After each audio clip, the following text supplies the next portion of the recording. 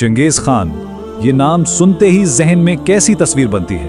एक जालिम जंगजू की या फिर एक अजीम कानून बनाने वाले की? आज हम इसी सवाल का जवाब ढूंढने की कोशिश करेंगे और ये जवाब शायद सबकी सोच को बदल कर रख दे। और हाँ, ये जालिम जंगजू वाली तस्वीर बिल्कुल बेबुनियाद भी नहीं है। चंगेज खान का नाम अक्सर खौफ और तबाही से जोड़ा जाता है और तारीख इसकी बेरहमाना फतूहात से भरी पड़ी है। लेकिन हर कहानी के दो रुख होते हैं। चंगेज खान की इतनी बड़ी सल्तनत सिर्फ ताकत के बल पर नहीं टिकी थी। इसकी बुनियाद एक ऐसी चीज पर थी जो सबको हैरान कर देती है, और वो था इंसाफ। आइए इसकी हकीकत को जरा करीब से देखते हैं। चंगेज खान की हुक्मरानी का असल राज उसका कानूनी ज़ाब्ता था, जिसे यासा कहा जाता था। यही वो बुनियाद थी जिसने उसकी अजीम सल्तनत को जोड़ कर रखा हुआ था। तो सवाल ये है कि ये यासा आखिर था क्या? दरअसल ये चंगेज खान का बनाया हुआ एक मुकम्मल कानूनी निज़ाम था जो उसकी फैलती हुई सल्तनत के हर एक शहरी पर लागू होता था, और ये कोई मामूली कानून नहीं था। और जानते हैं यासा का सबसे बड़ा, सबसे इनकलाबी उसूल क्या था?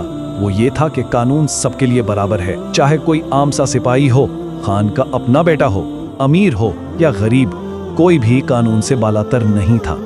चलें अब एक ऐसे वाक़े पर नज़र डालते हैं जिसने इस कानून को असल आजमाइश में डाला और ये साबित किया कि यासा सिर्फ किताबी बातें नहीं थीं। जरा तसव्वुर करें, एक लंबा और थका देने वाला सफर, जिसके बाद मंगोल फौज पड़ाव डालती है। सिपाही थक कर चूर हैं और भूख से निढाल। ऐसे हालात में नज़्मो ज़ब्त बरकरार रखना किसी भी कमांडर के लिए सबसे बड़ा चैलेंज होता है। और इसी दौरान एक भूखा नौजवान सिपाही अपने साथी के थैले से गोश्त का एक टुकड़ा चुरा लेता है। अब ये शायद एक मामूली चोरी लगे, लेकिन मंगोल कानून में खास तौर पर जंग के दौरान ये एक नाकाबिले माफी जुर्म था। सुबह होते ही ये मामला सीधा चंगेज खान तक पहुंच जाता है। इस सिपाही को जंजीरों में जकड़कर खान के दरबार में पेश किया जाता है। उसका चेहरा खौफ से बिल्कुल पीला पड़ चुका है, क्योंकि वो जानता है कि इस जुर्म की सजा मौत है। सिपाही अपनी गलती का एतराफ करता है और रहम की भीख मांगता है। कुछ लम्हों की खामोशी के बाद चंगेज खान वो तारीखी अल्फाज कहता है जो उसके इंसाफ के पूरे तस्वुर को वाजे कर देते हैं। एक कानून जो सिर्फ कमजोरों पर लागू हो, एक सल्तनत को कायम नहीं रख सकता। तो हुआ यह कि सिपाही को कानून के मुताबिक सजा तो मिली, लेकिन चंगेज खान यही नहीं रुका। उसने फौरन फौज में खुराक की तकसीम का निज़ाम बेहतर करने का हुक्म दिया, ताकि आइंदा किसी को चोरी करने की ज़रूरत ही ना पड़े। यह था इंसाफ और इस्लाह का एक बेहतरीन इम्तिजाज। पिछला वाक़या अगर हैरान कुन था, तो अब यासा का असली इम्तिहान सामने आने वाला था। एक ऐसा इम्तिहान जिसने साबित कर दिया कि चंगेज खान के लिए कानून से बढ़कर कुछ नहीं था। कुछ ही दिन बाद बिल्कुल वही इल्जाम चंगेज खान के एक करीबी रिश्तेदार पर लग गया। अब पूरी सल्तनत की नजरें खान पर थीं। क्या वो अपने खून के लिए कानून को झुका देगा?